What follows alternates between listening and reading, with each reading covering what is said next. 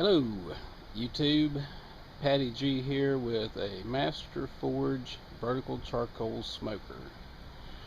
Brand new in the box. We're going to take put this thing together and do some modifications to it to make it a little more efficient. Be doing most of the mods that people are doing on the UDS smokers, the ugly drum smokers. Look it up, it's all over the internet. And we'll see how it turns out. Here's first look in the box. Even comes with a little screwdriver. Isn't that sexy?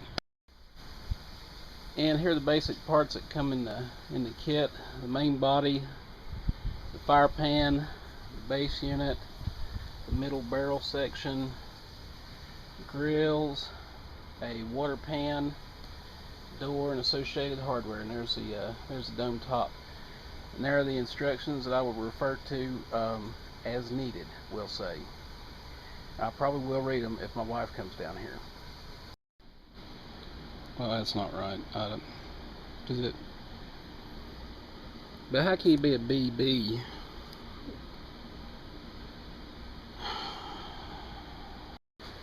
Okay, there it is. Master Forge charcoal smoker, fully assembled and ready to go.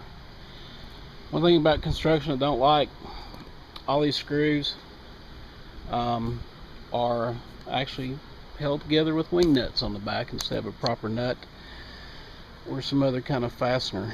So that'll probably have to be checked over and over to make sure that it works. Pretty decent thermometer. Everyone says that that's a good thermometer and that it reads accurately. Don't know. I'll test it with my digital thermometers. One point of contention on this door, I can see where it's going to be a smoke leak. It doesn't seal very tight, and there's a gap on this hinge on the back. And I want to put a piece of actual metallized duct tape on it. Not duct tape, but duct tape on it. And see if that won't seal it up. I'll do that now. Here's a shot of the inside of the door, and you can see the gap here on this hinge. And that's what we're going to try to seal up. This line is not a gap, it's just a reflection of light. So we'll see if we can't get that sealed up. And here we are on the inside, and I'm going to shut the door, and there it is. Looks like a pretty good seal. Now, I don't know how long this tape will hold on that hinge with all the movement in the door, but it's fairly cheap, and I got a whole roll, so I think I'll be okay. One of the problems associated with this cooker is there's no way to control the air intake. The base has no control, no valve, no nothing on it to control the airflow. All it has is one hole in the bottom, and that's it. We're going to take the cues from, no pun intended, from the UDS cooker, and we're going to add a couple nipples, 3/4 inch nipples and caps, and a brass valve, and seal this hole up on the bottom and see if we can't make it a little more user friendly. Okay, here's my patch over the hole on the bottom. It's an electrical plate, 2 sheet metal screws, and there's the inside. Real simple fix, not a big deal. While I was doing it, you will notice 3/4 inch nipple there, a 3/4 inch nipple there, and a 3/4 inch nipple there, just like the UDS. What I've done is put a there it is, put a 3/4 inch nipple using a lock nut off an electrical box, one on each side. I don't know if you can see that, it's too dark. Anyway, I put 2 of those just like on a UDS. And I have the 3/4 inch ball valve on the front to hopefully allow me to control the airflow, which is something you cannot do with this model. I bought some more electrical plates to go behind the ball valve to support this thin metal. I was worried about this metal. As it turns out, there's no need to worry. There may be a little movement as you turn the valve, but you know, I mean, it's minimal. I think it's worked out great, better than I had hoped. Alright, so much for that modification. Got one more to show you. Okay, like I mentioned earlier, temperature gauge up here in the lid, probably not a good thing.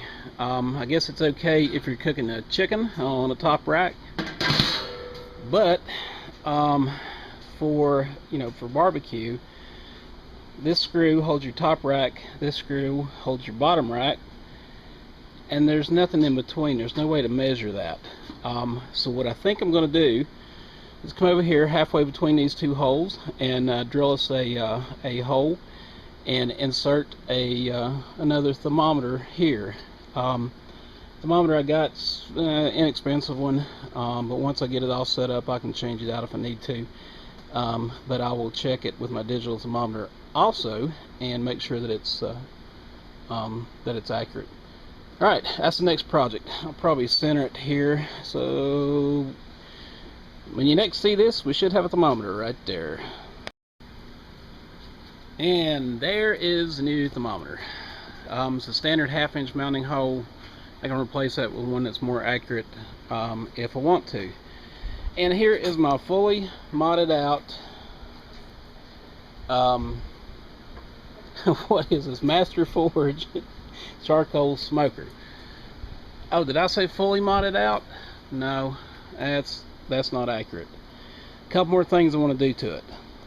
Another mod I want to do is one I saw on the internet where this lid, seals pretty good, but it's just a metal fit, metal to metal.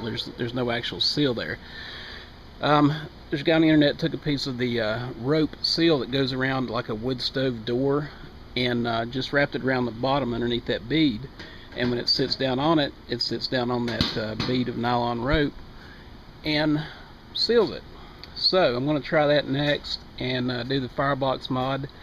In the meantime, I'm going to the backyard and I'm going to fire this thing up and see if we can't get it seasoned. See you soon.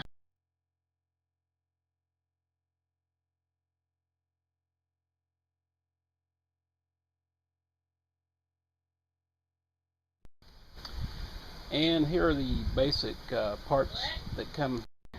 I saw another problem associated with take two. One of the problems is one hole on the center. I don't know if you can see that. Let me move this around. Oops. And oops.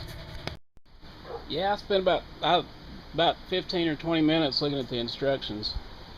Yeah, it looks like it's gonna be pretty easy.